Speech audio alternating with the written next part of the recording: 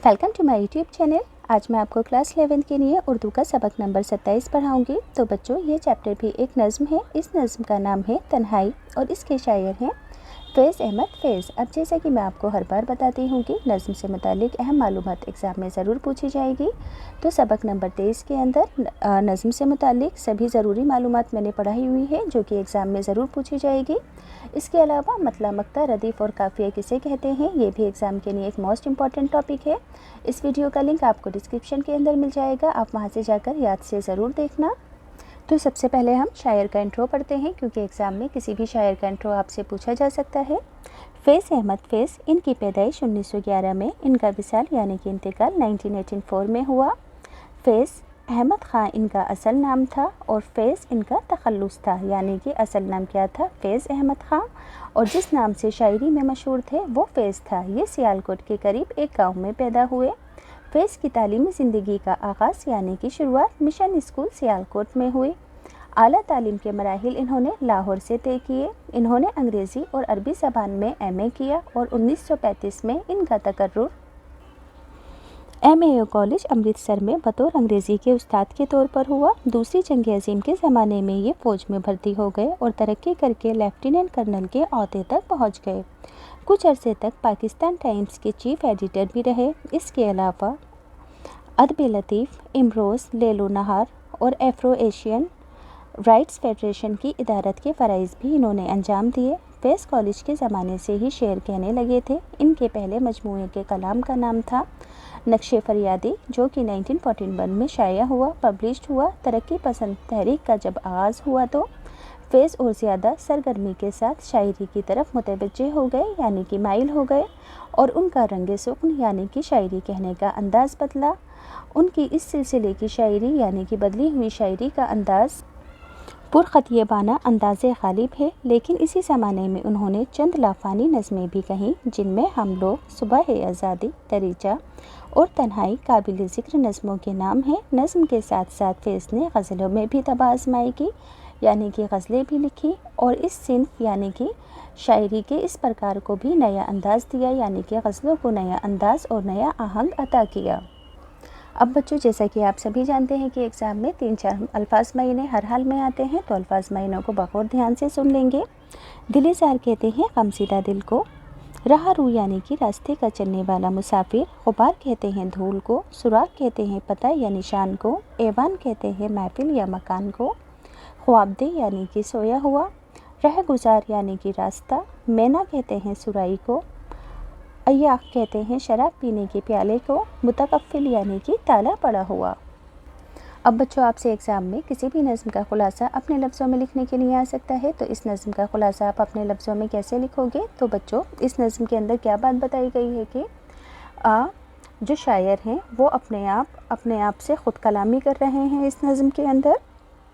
इसके अलावा शायर रात को अपने महबूब के लिए महफिल सजाते हैं, पर वे महबूब का इंतज़ार कर के थक जाते हैं, पर महबूब उनके पास नहीं आता है। इसी बात को आपको इस खुलासे में लिखना है। तन्हाई फैज़ अहमद फैज़ की एक मशहूर रोमानी नज़्म है। इस नज़्म में ख़ुद कलामी यानी कि अपने आप से बातें करने की कैफियत को बयान किया गया है।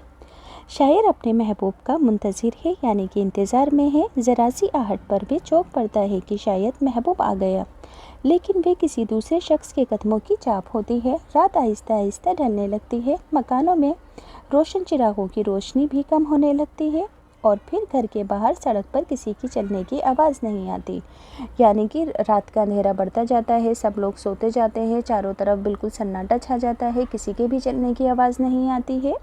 गर्दो गुब्बार से राह गुज़ार यानी कि रास्ते पर कदमों के निशान छप जाते हैं। शायर मायूस होकर कहता है कि अब कोई नहीं आएगा, इसलिए महबूब के लिए उसने जो महफिल सजा रखी होती थी उसकी शमाएं गुल कर देता है, यानी कि बत्तियां बुझा देता है। शराब की सुराही व प्याले हटा देता है, क्योंकि अब यहाँ कोई नहीं आएगा। शायर इस बात को समझ गया था। तो इस तरह से आप इस नज़्म का खुलासा लिखोगे एग्ज़ाम में। नज़्म के शेर पढ़कर बताती हूँ। फिर कोई आया दिलेज़ार नहीं कोई नहीं, फिर कोई आया दिलेज़ार नहीं कोई नहीं, راہ روح ہوگا کہیں اور چلا جائے گا، ڈھل چکی رات بکھرنے لگا تاروں کا غبار، لڑکھڑانے لگے ایوانوں میں خواب دہ چراغ۔ دل زار کا مطلب بتایا تھا میں نے، مصیبت زدہ دل، خواب دہ یعنی کہ سویا ہوا، راہ رو یعنی کہ راہ رو کا مطلب ہے راستہ چلنے والا یعنی کہ مسافر۔ سو گئی راستے تک کے ہر ایک راہ گزر، اجنبی خاک نے دھندلا دیے قدموں کے سراغ، گل کرو شمع بڑھا دو میں و مینا و ایاغ، اپنے بے خوابے کواڑوں کو مقفل کر لو، اب یہاں کوئی نہیں آئے گا، اب یہاں کوئی نہیں آئے گا۔ مقفل یعنی کہ بند کرنا یا پھر تالا لگا دینا۔ تو بچوں سب سے پہلے سیاق و سباق لکھنا مست ہوتا ہے، تو سیاق و سباق میں لکھو گے کہ یہ مصرعے فیض احمد فیض کی نظم تنہائی سے لیے گئے ہیں، جو کہ ہماری درسی کتاب گلستان ادب سے ماخوذ ہے۔ یہ لکھنا بھی ضروری ہے جو کہ ہماری درسی کتاب گلستان ادب سے ماخوذ ہے۔ نظم کی تشریح ہے۔ شاعر تنہا بیٹھا اپنے محبوب کا انتظار کر رہا ہے۔ گھر کے باہر کوئی آہٹ آتی ہے تو شاعر سمجھتا ہے کہ محبوب آ گیا، لیکن ایسا نہیں ہوتا، کوئی اور شخص وہاں سے گزرتا ہے۔ شاعر اپنے دل سے مخاطب ہے کہ نہیں، کوئی نہیں آیا، وہ کوئی راہگیر ہے، کسی اور سمت چلا جائے گا یعنی کہ کسی اور طرف چلا جائے گا۔ اسی طرح رات آہستہ آہستہ گزرتی رہتی ہے، آسمان پر روشن تاروں کی روشنی بھی کم ہونے لگی، جہاں جہاں امکانات پر یعنی کہ جہاں جہاں مکانوں پر چراغ جل رہے تھے ان کی روشنی بھی دھندلانے لگی، ہر راستے پر سناٹا چھا گیا، اب ان پر کوئی گزر نہیں رہا ہے، ان راستوں پر قدموں کے نشان تھے، وہ دھیرے دھیرے آنے والی خاک نے دھندلا دیے تھے۔ اب کسی کو نہیں پتا کہ اس راستے سے کون گزرا تھا۔ عاشق اپنے آپ سے مخاطب ہے کہ محبوب کے لیے جو محفل سجائی تھی اب وہ آنے سے رہا، اس لیے شمع یعنی کہ بتیاں گل کر دی جائیں اور شراب کی سراہی و پیالے بھی وہاں سے ہٹا دیے جائیں۔ بے خواب کواڑ سے مراد یہاں آنکھیں اور پلکیں ہیں، کیونکہ کھلی آنکھ میں خواب نظر آتے ہیں، اس لیے فیض کہتے ہیں کہ بے خواب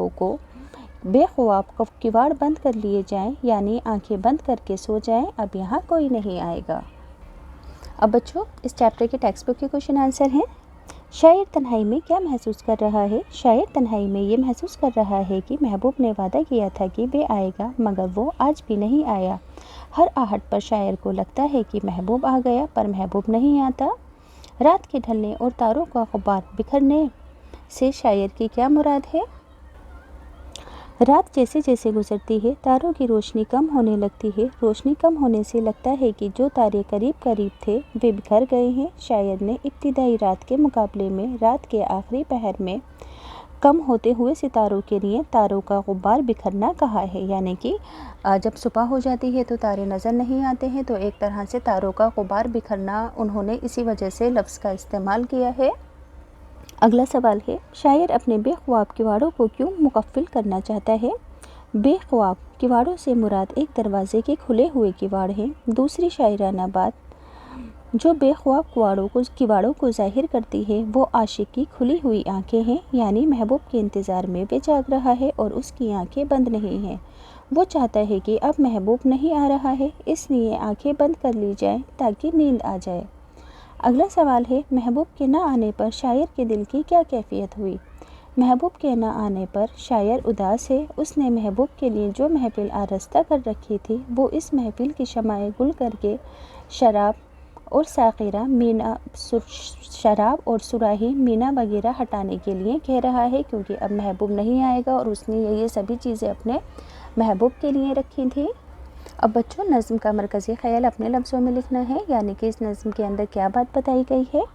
شاعر تنہا ہے اور محبوب کی آمد کا آنے کا منتظر ہے، انتظار میں ہے، لیکن محبوب حسب معمول یعنی کہ ہمیشہ کی طرح نہیں آیا۔ چنانچہ مایوسی کے عالم میں شاعر اپنے دل کو سمجھا رہا ہے کہ اب یہاں کوئی نہیں آئے گا۔ اس نظم کا مرکزی خیال شاعری کی خود کلامی ہے، جو ایک نفسیاتی بات ہے کہ ذہنی طور پر پریشان تنہائی میں خود سے خود باتیں کرنے لگتا ہے شاعر۔